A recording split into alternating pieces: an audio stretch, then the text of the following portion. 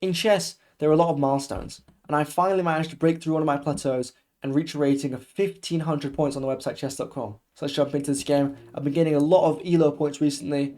I've actually gained around 100 points in the past month, which is quite rapid improvement. I was training for a over-the-board FIDE tournament a lot, really revising my openings, doing a lot of puzzles, looking at lots of lectures, that sort of thing. It almost changed the way I viewed the game. It's quite amazing. Every time you improve in chess, you see a lot more of the game, you feel like you understand it, and you learn more things and you realize you know nothing about the game. So that's just how it goes. So e4, I go c5. This is a Sicilian defense. I think at 1500 you can start picking up these more advanced openings, and of course the idea is to control the center from the flank. So I've been studying the Sicilian a lot, even the sidelines, which my opponent actually goes for. Bishop c4, bit of a sideline. You think, why is it sideline? I mean, you're developing the bishop to a very natural square, you're targeting f7. Well, the problem is, after a few moves, I can just go e6, and it's not very clear what this bishop is doing. You have to develop with a plan, and if I've just cut off your bishop on move 3 and your bishop's going to be dead the whole game, might not be the best square for it. So you see that manifests quite quickly. My opponent decides to strike in the center, but I strike back, d5, and now it's black fighting for the advantage here. So you see captures, bishop has to move. Again, you're moving a piece again in the opening, usually not a very good thing to do. He pins my knight, just doesn't matter at all. I just go bishop d6. My bishop is quite good here. In this little hut, he decides to castle, and I go knight e7. It just blocks any checks on the e file, so rook to e1 doesn't come with this thing of check, and I'm ready to castle now. So it's going to be quite an exciting game, because obviously it's equal. If anyone's fighting for the advantage, it's black, but it's going to be quite hard to manifest that, so let's see what happens. So rook to e1, as I said, then castles. Don't want to get in the way of any nasty attacks. Then we see pawn takes, bishop takes. Now my bishop is a little bit strong. It's a little bit annoying for black. For white. Just because I'm targeting this pawn, and maybe he wants to move the rook back. Maybe he's going to have to play a weird move, or like this. It's not too clear what white wants in this position. And maybe queen b6 can come with a tempo on the bishop and also hit the pawn, so it could get a bit nasty for white quite quickly. He goes queen to e2, which has the benefit of defending this pawn, but the queen is just in a bit of a weird spot.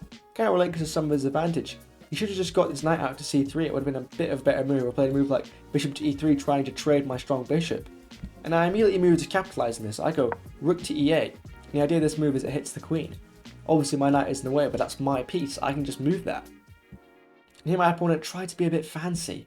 He went knight e5. It's normally quite a good idea in these open games to lunge forward and try and attack someone, but this is just a bit premature, and with the queen being so exposed and then I have the rook through the x-ray, this can get quite nasty, and in fact it does.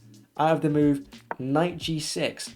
Now this knight is attacked 3 times, and there's even back rank problems for white, so he decided to untangle. He played bishop to f4. It's a good move, but the problem with that is I can just take it. I mean, you can't save this knight, but now he's lost the bishop as well, and this dark square bishop is going to be an absolute monster for me throughout this game. He goes queen to f3, hitting my knight, and I decided to be a little bit fancy here. I go f6, because if he takes my knight, which he did, I can capture hitting his queen, and I just have the full center. Obviously my king, I mean, it's slightly weakened, but it isn't really going to matter. My central control accounts for it so much more, and he has to go queen to g3. Rook f8, I immediately grab that open file. He just goes rook to f1. Doesn't want to deal with any shenanigans with that f2 pawn.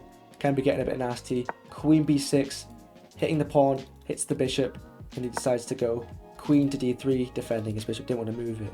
I mean, he really thinks what you can do, capture and strengthen my center even more. It's unclear what white's really fighting for in this position. So of course, bishop e6, have to defend that pawn that's hanging. And he goes knight to c3. So I tried to get a bit fancy here. I played a really interesting move. Rook to f2 is actually a rook sacrifice. I sacrifice my rook because this bishop is just so strong. So I can basically win this rook back at my leisure. He goes rook takes f2. I go rook f8, swinging my last piece into the game, Morphy style. And this rook is just pinned. And of course, basically, this game is in hand. I just have to not blunder and find a way to crack through. So he goes knight takes d5. No nonsense. Captures. Move my king out the way, of course, because that was check. And then bishop takes c6. He exchanges again. Probably not the wisest decision down material, but I guess. I go for the intermediate move. Rook takes f2. I don't have to capture immediately. I'm threatening all sorts of nasty discoveries like winning his queen. He moves his king over, doesn't want to deal with any of that. I just recapture his bishop with my queen. It's actually the best move because it almost forces a queen trade. Because if you want to just take that pawn like this, you get checkmated. So he decided to play one of the only moves, queen d8 check, and it looks like mate. Unfortunately for him, it wasn't. I have this resource, bishop to f8, and my rook is just an absolute monster on the second rank. So he has to defend, rook g1. I mean, look at this setup. It's very sad for my opponent. He's just played his opening a bit inaccurately, and now he's getting absolutely punished for it. Trying to jump in with the knight. Just hate to see it. So he goes queen, I go queen f6, just connecting my pieces. Off with the queen trade, my opponent of course doesn't oblige. And here I actually didn't know what to do. You know, I'm at a level where I can see moves, I can see tactics, I can even formulate some sort of plans, but here I really didn't know how to crack through this defense, because obviously this setup looks very weird, but it's hard to see concrete lines of how to actually exploit it. Of course, I'm not an engineer or anything, so I go e4, I just chuck my pawn forward. Kind of just gives it away. I mean, I get a little bit of counterplay, but it doesn't really mean too much. Now these pawns are both defended. I mean, you can argue they're isolated, but again, it's kind of clearly to find concrete attacking plans. But of course, that c2 pawn is not dependent enough, so I capture that. He takes on b7, and I go bishop to c5. Now there's a bit of pressure here. Obviously, the back rank still a little bit weak. If I drop my bishop back, I will hit the queen and hit the rook with the bishop.